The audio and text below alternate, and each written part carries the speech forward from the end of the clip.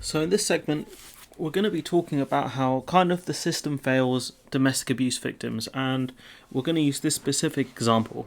And I'm going to stress that I don't have any major problem with that was it, the CPS. Sorry, my brain went there. I don't have a specific problem with the CPS. I know they've been hollowed out. If you follow someone like the Secret Barrister, he kind of points that out a lot. Like the CPS has been pretty much completely hollowed out by the government, so they struggle generally to prosecute cases.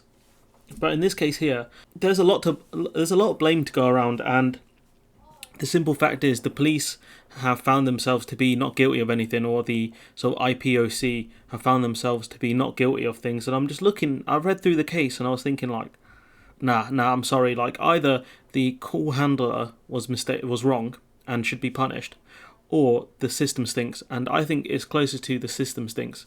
So when we look through the story, and I have it was a hard story to read, I can't lie, especially because of the outcome and the kind of investigations into it. So if we have a look at the story here, which is no standards were breached by police when a woman died on hold reporting a domestic assault, a watchdog has said. Now, the BBC won't say she was killed by her the assailant. And the issue is that the CPS didn't go with a murder charge or a manslaughter charge because they didn't think they had the evidence to do it. And we'll talk about why specifically in this story, but it is kind of abhorrent that this person, Daniela Espirito Santo, was failed by the system. And ultimately her family were as well. Her family were failed by the system.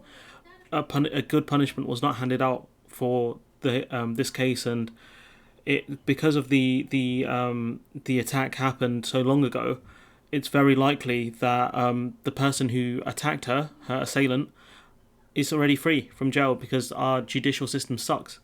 Daniela Espirito Santo, she's 23, so she's younger than I am. She's younger than me. From Grantham, reported her partner Julio. I don't know if that would be pronounced Jesus or Jesus, so we'll go with Jesus because I think he might be. I'm not sure what part of the world he'd be from, but I think it would be Julio Jesus, for attacking her while on bail for another assault the same day. So this person was, arrested, put out on bail, and then went straight back to attack her again. There was no restraining order. There was no, if you go see her, you're going to get arrested again and you'll be put in pen or whatever in a holding cell until your court date. This man who was charged by the looks of things for assault was let out on bail. Why? If you've got enough to charge someone for assault, right, and you bail them, you already know they're dangerous.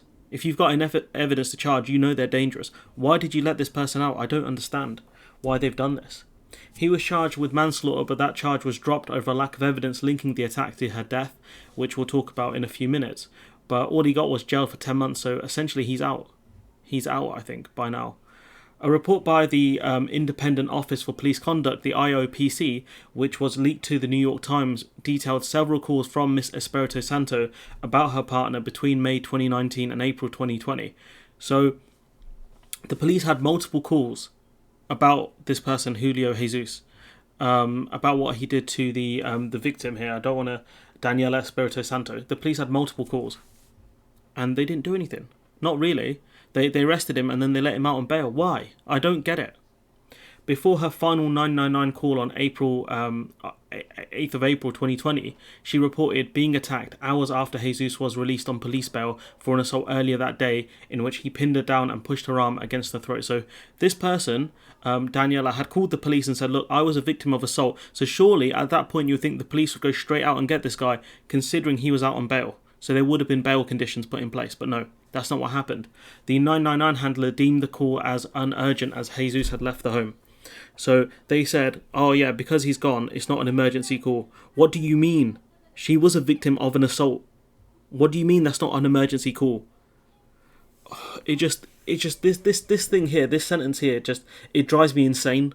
Imagine being the victim of a crime and them saying, oh, have they left the area? Yeah, okay. Call the non-emergency line if they come back. So they weren't even going to do anything. They weren't even going to do anything because he had left the premises. Honestly, shambolic. And Miss Espirito Santo was told to ring back the non-emergency line if he comes back. So if he comes back, the person who had assaulted you, if that person comes back, call the non-emergency line. What a ridiculous system we have in this country, honestly. 8 minutes later, when the non-emergency call handler answered, all she could hear were the distraught cries of a baby.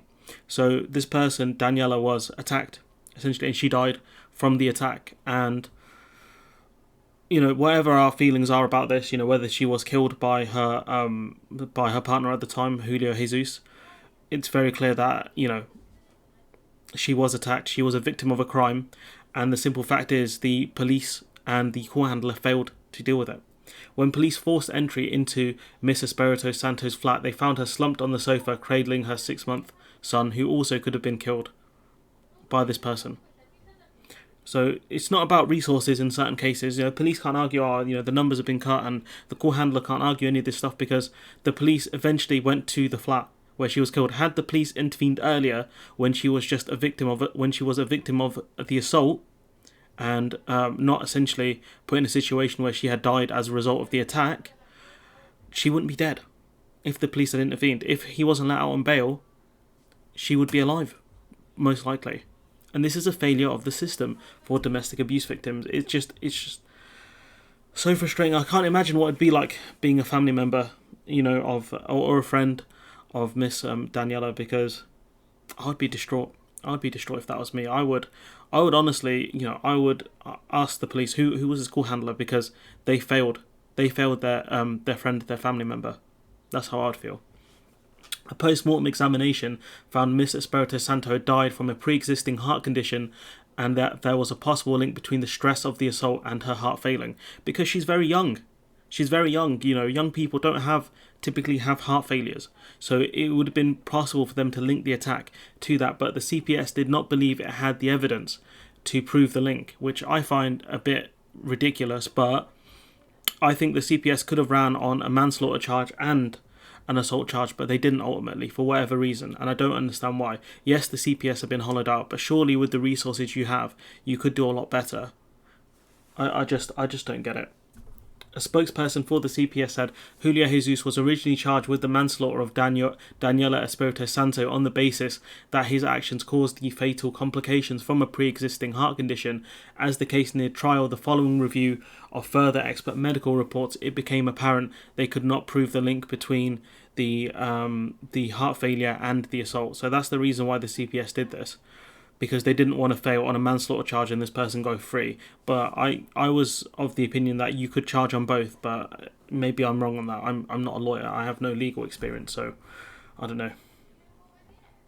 We contacted Mrs. Santo's family to explain the way the evidence in this case led to a conclusion. Our thoughts and sympathies are with her loved ones at this difficult time. Imagine being her son, and potentially your father killed your mother in this case, and I just can't. Instead, Jesus was convicted of 2 assaults and jailed, which should have happened originally. He should have been jailed on assault by the sounds of things, but wasn't. So thanks, whoever the police force was in this case. Thanks, call handler, for saying, oh yeah, he's gone off the premises. Because either it's the call handler at fault, or it's the system that the call handler lives within, where if the person has gone from the premises, it's no longer an emergency call. Whichever one it is wrong. But I'd put my money on it being the system rather than being the call handler, because the call handler wasn't punished. Charlie Price Wallace, a friend of Miss Espirito Santos, had called for greater protection for victims of domestic abuse who are scared to press charges against their partners, which should happen, but won't happen because of this government.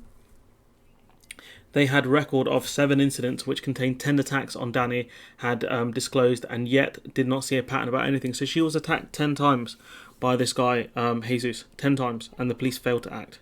This call handler didn't realise. Surely you could bring something on file to say, all right, yeah, we've had multiple 999 calls or emergency calls from this person. She's been attacked 10 times, and yet the police and the system failed to do anything. We need to make sure her name means something, that she didn't die in vain. But ultimately, I don't think anything will happen. I don't think anything will happen from this case, and it's sad. That makes me incredibly sad that this person was killed essentially by the police and they did nothing. Copies of police reports in the IOPC investigation show how the abuse escalated over the course of a year from threats to kill, and at no point did the police actually intervene apart from arresting him and letting him out on bail. Why did they let him out on bail? I don't understand. To controlling and coercive behaviour and strangulation. Like, honestly, what were these people thinking? What were the people at the police station thinking? That's what I want to know. The IOPC also found that Lincolnshire's police had not failed in any of their standards during multiple contacts with Miss Espirito Santo. So she was assaulted multiple times, and yet the police, there were no faults found in the police. Like, what? What? If she was attacked multiple times, right, and you already knew this, and then you let this geezer out on bail, surely you got to think that, okay, this time he might attack again. Because that's what the pattern shows. He attacked her 10 times, spanning over, I think, a year. So surely that shows you that he's going to go back and do it again. He's not going to turn over a new leaf, is he? Like, come on. However, the IOPC said there was a learning recommendation. Oh yeah, great learning recommendation. I'm sure the family can be really happy with that. In relation to the need for a force-wide written policy on where to transfer calls directly to the non-emergency line rather than asking for people to call back. Like, this was a goddamn emergency. She was a victim of assault. Regardless of whether the person's still in the building or not, it doesn't matter. Because all this says to domestic abuse victims is you should lie to the police and say the perpetrator is still there. Because otherwise, you're not going to get any help. That's all this story tells domestic abuse victims. Honestly, like, it's just incredibly sad that this happens. I mean, the police, they've done multiple studies into it, and for anyone who thinks, oh, we don't have the money to fund the CPS or any of these services, it's been proven that it's actually cheaper to fund these services properly because the cost of domestic abuse is incredibly high. So for anyone who's one of those fiscal idiots who thinks, oh, we can't fund that because we don't have the money, we do have the money. We just choose not to spend it on helping victims of some of the worst crimes out there. That's what this government does. And if you voted for this government, you're another person. You don't care about domestic abuse victims. Let's not get it twisted now. This story highlights how the entire system has failed this person, Miss Espirito Santo. The entire system has failed her. And yet nothing will be done about this. You know, there'll be so many people that have the same crimes committed against them. You know, assaults, murder, worse, potentially. And yet the police, you know, will potentially fail to act, or will act too late, or they'll get, you know, a jail sentence of 5 years. Might do half of that for good behaviour. The whole system, it doesn't help domestic abuse victims, specifically women. And, you know, people talk about the importance of representation. The question I would ask is why the women in Parliament haven't done more. And yeah, it's wrong to put the blame on them. Why the men in Parliament haven't done more, because we talk about how, you know, male domestic abuse is on the rise as well. Where are these people to talk about this? Where's the support to help these victims? Because all we can see is services being cut consistently. So for people just to, you know, people that blame victims, people who don't understand what's going on here, the system ultimately has failed so many people right now. And unless we get a whole systemic reform, nothing like this stuff like this will keep happening, and punishments will be minimal because we don't have a judiciary that punishes people enough. We don't have a court system that does enough. We don't have the space in prisons. We don't have the support mechanisms for domestic abuse victims. We don't have the space within refuges, within councils to house people that are victims, to get them out of an abusive situation. And if you can't get out of an abusive situation, ultimately it could lead to death. But anyways, I'm going to leave it there. Let me know what you think in the comments below. Like, comment, share, subscribe, and hopefully I'll see you in the next one.